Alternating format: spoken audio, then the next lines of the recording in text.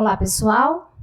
É um prazer estarmos aqui mais uma vez reunidos com o propósito de levarmos um pouco mais de informação acerca dos temas tão importantes ligados à vida familiar, temas relacionados à saúde. Nesse mês de abril, nós estamos aí falando com um pouco mais de propriedade do tema do TEA, Transtorno do Espectro Autista. Hoje nós vamos conversar também um pouquinho com uma pessoa que é PCD, com uma doença oculta e rara, e vamos estar conversando com alguns pais que irão trazer para a gente um pouco da sua experiência. No nosso último encontro, nós falamos da importância da paternidade e do quanto os pais que estão presentes com as mãezinhas podem, juntos, fazerem um trabalho ainda melhor para que essas crianças se fortaleçam para o processo de crescimento. Eu sou Marli Gava, psicóloga, e estou aqui hoje com vocês no canal Entrevista com a Marli.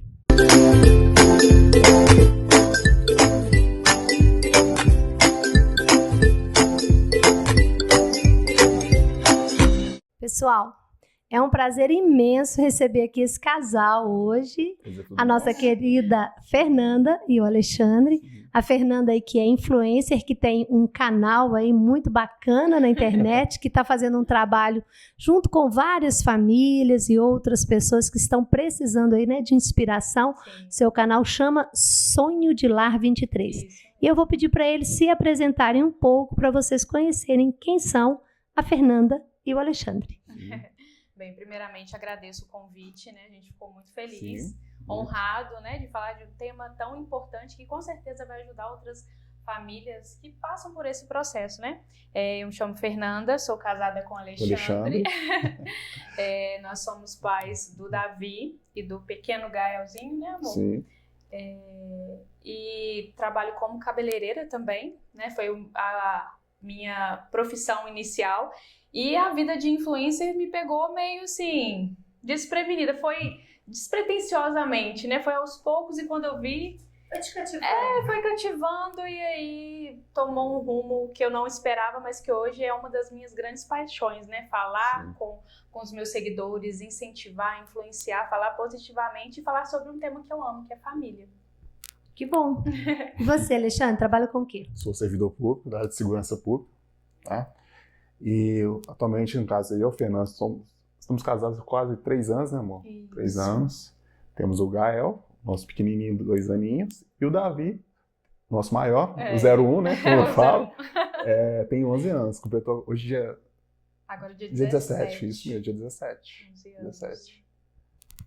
E aí, como é que foi essa história? Porque o Davi é o seu filho mais velho. Sim. E é ele que tem já um diagnóstico fechado de TEA. Sim. Conta pra gente e para os nossos ouvintes como que foi um pouco da trajetória de chegar ao diagnóstico, como que foi esse caminho da gente receber a criança na nossa vida e fazendo percepções de movimentos e situações que chamam a atenção da gente. No primeiro momento, às vezes, a gente até nega e acha, não é isso, é coisa da minha cabeça. Conta pra gente um pouquinho da sua história enquanto mãe dele. Sim, na verdade o que acontece a escola foi a primeira a me dar o sinal, né? Como a gente era o meu primeiro filho, então qualquer experiência, qualquer comportamento dele, tudo para mim parecia normal. Então eu falo que é muito importante esse olhar da escola, dos profissionais, porque eles são as primeiras pessoas que vão, né, acender aquela luzinha ali e falar com os pais. E o que eu acho muito importante, os pais ficarem atentos, porque como você mesmo disse, eu acho que num primeiro momento é muito comum a mãe, o pai negar, não, ainda está em fase de desenvolvimento, porque a gente sabe que, né, tem uma janela ali, um espaço para a criança se desenvolver, mas não podemos negar quando a criança precisa de ajuda, precisa de um auxílio, porque é tirar um direito dela, né, de cuidado, de melhora, porque no caso do Davi, assim, a escola, com 2 anos, ela já deu o sinal de alerta. Foi ela que te deu o start? Foi a escola. Ele estudava no Colégio Salesianos e, a princípio, eles falaram, né, com muito cuidado, né? Eu lembro que eles ainda falaram, Fernanda, a gente tem muito receio de tocar nesse assunto porque muitos pais não aceitam, volto a dizer aqui, né? Esse medo, o inesperado, porque quando a gente tem um filho, você meio que pensa que tudo vai correr como você programou, tudo perfeito, e quando algo sai fora da curva, a gente tem aquele choque. E eu lembro que a escola foi cheia de dedos para me falar, olha, a gente suspeita, né, ou TEA, ou um TDAH, e aí, para surpresa deles, eu falei, olha, onde eu procuro ajuda, né? Bom. Com quem eu preciso falar, porque também acho que é algo muito importante, muitas mães, muitos pais ficam perdidos. Não e tem agora? norte, né? Não tem norte. Qual profissional que eu procuro, né? E a escola, na época, assim, foi fundamental, me deu todo o apoio, toda a ajuda. Mas como ele ainda era muito novinho, né? Falei, olha, mas vamos acompanhando, né? Tá novinho, 2 anos. Logo depois veio a pandemia, que dificultou ainda mais, porque qualquer atraso a gente assimilava como esse período que essa eles janela da isolação social que impossibilitou o contato, foi diálogos. muito mais difícil, né, ter qualquer diagnóstico, porque eu acredito que nessa fase, nesse período, todas as crianças sentiram, todas as crianças tiveram o seu atraso, né? Só que aquilo chamava atenção, continuava, persistia, até quando a aula voltou normal, quando a pandemia acabou, a escola novamente, né, chamava para reunião, olha, está acontecendo isso e isso, e ele teve um primeiro diagnóstico de TDAH. E ele já estava com quantos anos? Quando ele teve esse diagnóstico, ele estava com 4 anos. Só que foi um diagnóstico, rápido, né? Foi um diagnóstico, assim, muito precipitado. Sim. Outra coisa que eu volto a falar, né, a gente precisa de bons profissionais. Nossa cidade é carente de profissionais que vão ter um olhar atento, cauteloso e dar o diagnóstico que a criança realmente precisa, porque num primeiro momento o dele foi errado. E a gente percebe que às vezes isso vem acontecendo, inclusive fruto de toda essa avalanche do pós-pandemia, que foi um misto, né, de muitas crianças com atraso na fala, com atraso do desenvolvimento social, e também porque o tema transtorno do espectro autista ele se torna mais equivalente, com uma propensão maior, a partir dos últimos 3 anos. É como se misturasse um pouco do resultado do pós-pandemia com o que a escola encontrou. Então, a gente está vendo que muitos profissionais estão mais dedicados à pauta, mais assim, propícios a fazer um diagnóstico mais adequado nos últimos anos. Sim. A gente tem percebido nos relatos dos pais anteriores isso do que você fala, que um diagnóstico não feito clinicamente, de acordo com o tempo adequado, com os instrumentos adequados, a gente pode, inclusive, criar aí uma denominação, uma nomenclatura, que talvez não vai comportar o que a criança realmente tem naquele momento. Sim. Mas aí ele recebe um diagnóstico de TDAH, e aí como é que ficou? Vocês perceberam que não foi o que não era teve equivalente? Uma melhora, isso. A medicação, né, ele não se adaptava, ele teve muito efeito colateral com a medicação, e o que era esperado, né, além das terapias, assim, não surtia efeito. E eu falo que mãe, ela tem um sexto sentido. Algo a mais, né? Sim, mãe, eu falo que tem um anjinho ali que sopra, né? Uma intuição muito forte. Tem algo a mais. E vendo todo aquele sofrimento, porque para a criança é um sofrimento. Muitos pais às vezes pensam, né? Ai, meu Deus, meu filho, eu sei que é sofrido esse primeiro diagnóstico, esse contato, né? Essa resposta que muitas vezes a gente não espera de algum profissional, mas a criança sofre muito mais quando ela não recebe o apoio, a ajuda. E eu vi esse sofrimento no Davi, com a dificuldade na escola, socialização, né, o comportamento dele com outras crianças. E eu falei, gente, tem algo a mais. E aí eu realmente busquei ajuda, procurei outros profissionais. O Davi fez um processo aí que durou uns 4 meses, de avaliações, né, onde foi realmente assim, ele foi investigado desde a gestação. E é interessante o que a Fernanda coloca pra gente, e é um alerta para os pais, por quê? Porque a criança que não tem um diagnóstico adequado, às vezes ela vai ser vista na escola como intransigente, desobediente, atrevida, pirracenta, sem limite. E às vezes ela é sem limite, os pais não souberam educar, o professor não está dando conta na escola. E a gente se esquece que a criança, no meio de todo esse inteirinho, né, de todo esse contorno da vida dela social e familiar, ela carrega suas angústias, porque no fundo ela não está conseguindo dar conta da rede de pensamentos, da rede neurosensorial, Sim. da rede de sentimentos, e aí ela começa a se colocar no mundo com aquilo que ela dá conta, é um cérebro em desenvolvimento. Então, a gente tem que ter um cuidado muito grande com aquela criança que está, vamos dizer assim, um pouco fora do que a gente desejaria encontrar numa sala de aula, um pouco fora do que a gente desejaria encontrar no contexto da família, porque é o olhar clínico dessa intuição, bem acompanhado, que a gente começa a dar, vamos dizer assim, uma direção, levantar as velas na direção do vento correto, né? Sim. Aí ele chega num diagnóstico e como é que foi aí? Foi um divisor de águas, porque mudou completamente a nossa rotina, a nossa vida, a nossa maneira de lidar com ele, né? Porque quando você não sabe o que está acontecendo, quando você não entende o que está acontecendo com a criança, como que você vai ajudar ela? A partir do momento que você compreende, né, todo, como você disse, todo aquele sofrimento, a dificuldade que ele tem, a gente já tem um outro olhar. E muda muito, né? A gente não tinha conhecimento nenhum, assim. Era algo novo pra gente, né? E aí, Alexandre, pegando a sua fala e pegando esse gancho dela do que a gente chama aí de conhecimento, saber, compreensão, como é que é a experiência sua de pai, hoje no dia a dia, cuidando, como é que vocês se adaptaram e adaptaram a casa a uma rotina que tem que ser mudada, porque a criança tem que... Não é que ela passa a ser o centro da família, mas a família passa a entender que ela é uma pessoa que precisa de um movimento diferenciado daquele padronizado que às vezes a gente já trazia com a gente. Sim. Como é que é a sua experiência dentro de casa com 2 meninos aí? Como é que são as suas rotinas? Eu sei que a nossa querida mãezinha aqui já posta o seu dia a dia até como uma fonte de inspiração, mas me conta aí, porque eu tenho valorizado muito, gente, a presença dos pais na vida das crianças com necessidades especiais. Sim, a gente, aquela questão do pai, ser o protetor da família, provedor, né? É algo até bíblico, né? E pra gente, assim, no meu caso, é algo assim, novo.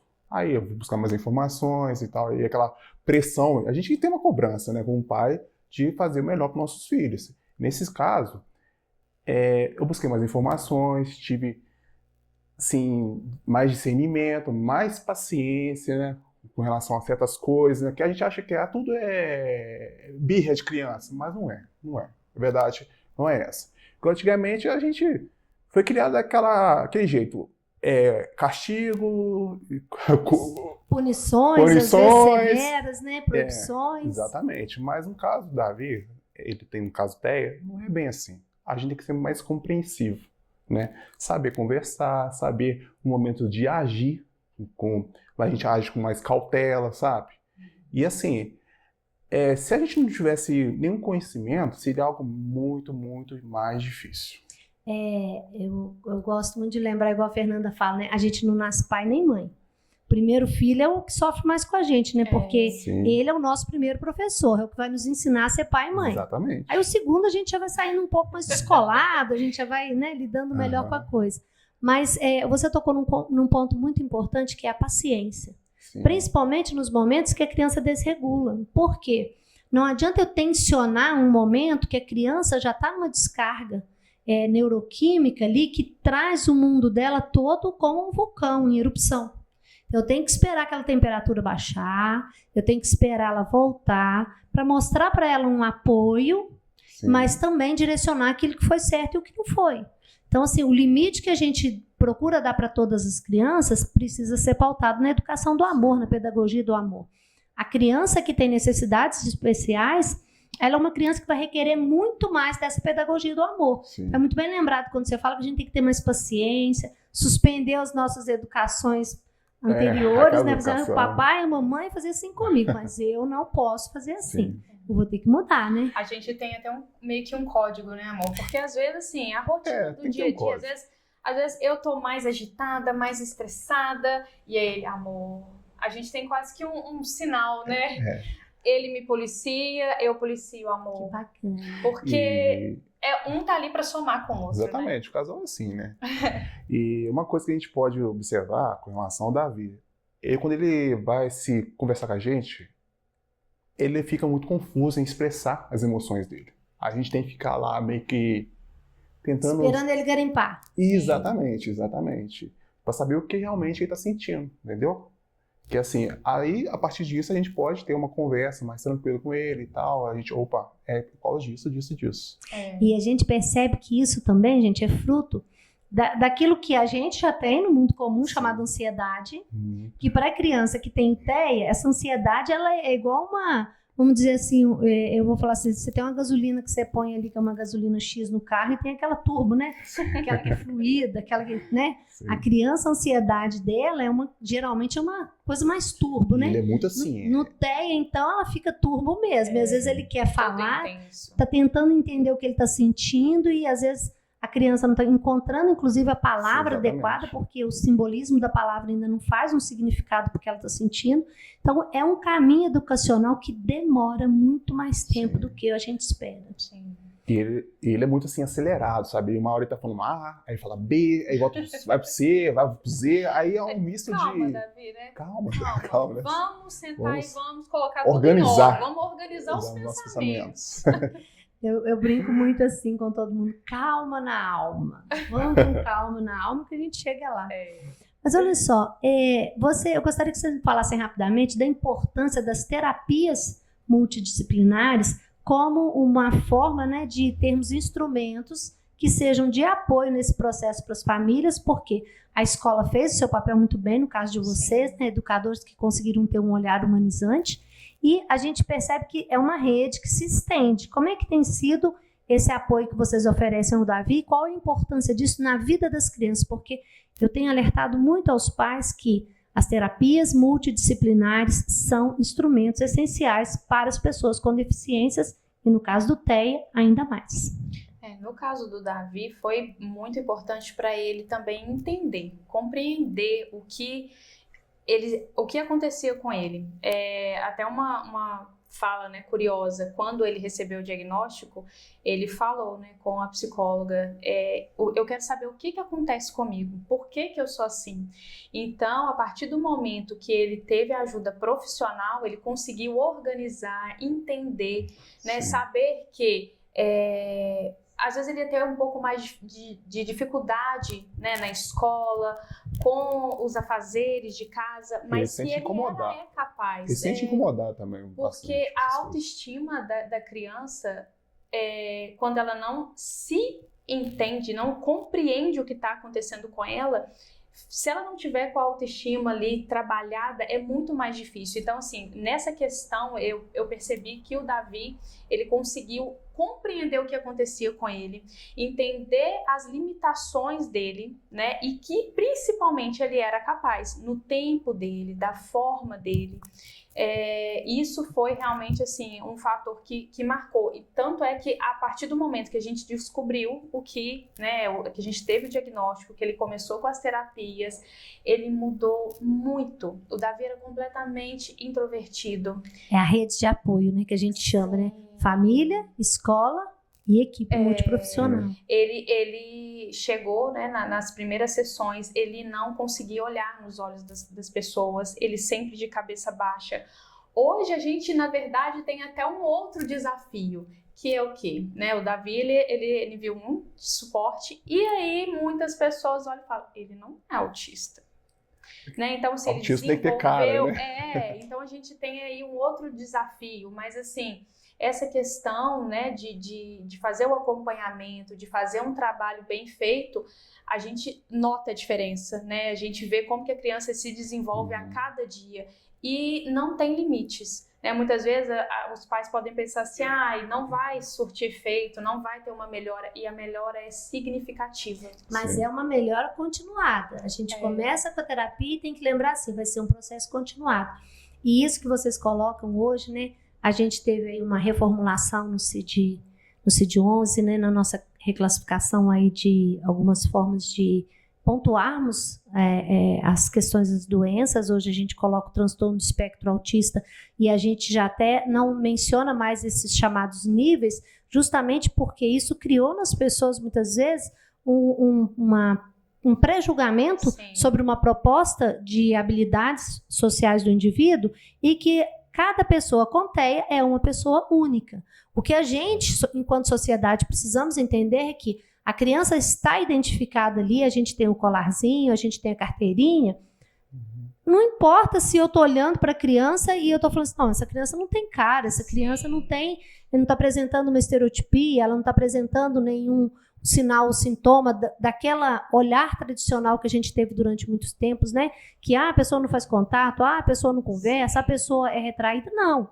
A gente precisa entender que é justamente o caminho das terapias multidisciplinares que dão à criança essas melhores habilidades sociais e que dão à criança menos danos. Então, o que a gente chama de redução de danos o tempo inteiro.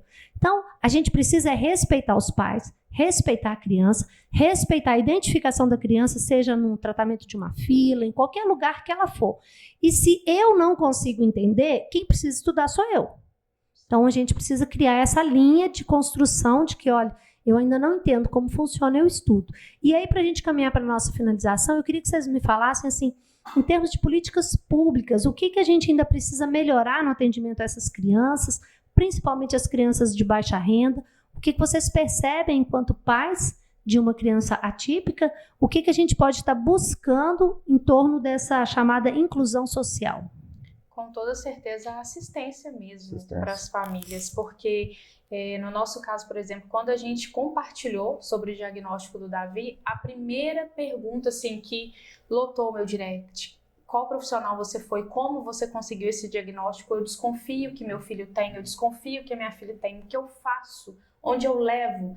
Então, assim, muitas famílias estão perdidas por justamente não conseguirem encontrar profissionais qualificados, né? E uma ajuda, um suporte. Então, hoje em dia, a gente vê muitas famílias com essa necessidade justamente porque não encontram realmente, né, um profissional que vai dar aquela assistência, que vai dar certeza no diagnóstico e encontrar realmente um meio de ajudar aquela criança e aquela família. Eu acho que a gente precisa, sim, de suporte, como você mesmo disse, principalmente as famílias de baixa renda, porque hoje em dia, para você ter um diagnóstico, no nosso caso, foi um investimento alto. Foi alto. Muito caro para a gente conseguir, sabe? Está muito longe de muitos contextos econômicos familiares, né? Na verdade, foi um dos fatores até que dificultou, porque, como eu disse, veio a pandemia, né? Foram muitos fatores que atrapalharam. Mas o financeiro também foi muito complicado, porque não é barato, né? Para você fazer aplicar todos aqueles testes, você ficar levando o Davi na terapia toda semana, né? O primeiro diagnóstico, no caso, foi até mesmo na PAI, né? Isso, na PAI, mas foi um diagnóstico rápido, no qual, sim... Foi o TDAH, mas aí depois a gente pagou realmente, né? Uma profissional, onde foi aplicado ali os testes, mas uma família de baixa renda não consegue. Não consegue. Não conseguiria. E isso, gente, é um alerta muito importante, eu tenho batido nessa tecla. A gente precisa de um cuidado amplo para a saúde mental, não só das pessoas com deficiências, mas de familiares, da sociedade em si, que hoje vive um drama muito grande do sofrimento psíquico, que é uma doença oculta, que a gente não olha e enxerga uma depressão, não enxerga um transtorno de ansiedade, a gente não enxerga direto uma bipolaridade, mas tem muitas pessoas vivenciando isso e que precisam desse apoio medicamentoso, terapêutico, clínico, e aí as políticas públicas precisam estar voltadas para isso. Qual é a mensagem final que você deixa para os pais que estão aí vivendo esses desafios, vocês dois na experiência, para a gente encerrar o trabalho de hoje com vocês?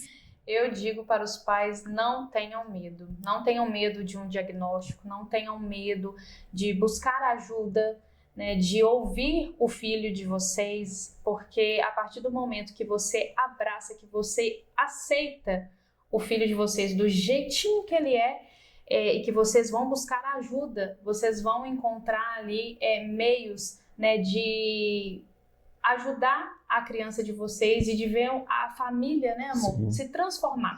É um outro olhar. A partir do momento que você compreende, que você respeita a sua criança da forma que ela é, do jeito que você é, você percebe que ela veio para te moldar, para melhorar você como ser humano. Exatamente. E os pais se atentarem aos sinais. Toda criança tem sinal, né? Às vezes passa despercebido por causa da rotina do dia a dia, do trabalho, mas a gente tem que dar aquela respirada, ver como o filho está se comportando na escola, com os amigos, né? Para poder buscar o norte, né? E finalizo aqui, gente, com uma lembrança, né, para vocês visitarem o site lá, Sonho de Lar 23, porque a gente percebe que essa família consegue encontrar felicidade com a criança com TEA, consegue se divertir, Sim. consegue criar perspectivas de um dia agradável, feliz. Sim. Então, fala aí para os pais se não dá para ser feliz também com as nossas crianças assim. Com certeza dá para ser Com feliz. certeza dá sim, né, amor? Dá muito. Não é fácil, né? Eu falo que assim, a rotina com 2 crianças em casa, meu Deus. Mas, principalmente, às vezes, quando a gente tá sozinho, a gente fala, gente, é o que preenche a casa, é o que preenche o nosso lar, a nossa família, são os nossos filhos. E, nossa, são as nossas O momento que a gente, quando tá sozinho, eu e ela, a gente sente falta dessa agitação, sabe? Gente, tá muito monótono. Filha é bênção, não adianta, filho. E é isso, gente. Conversei aqui com a Fernanda e o Alexandre. Agradeço imensamente a partilha de vocês.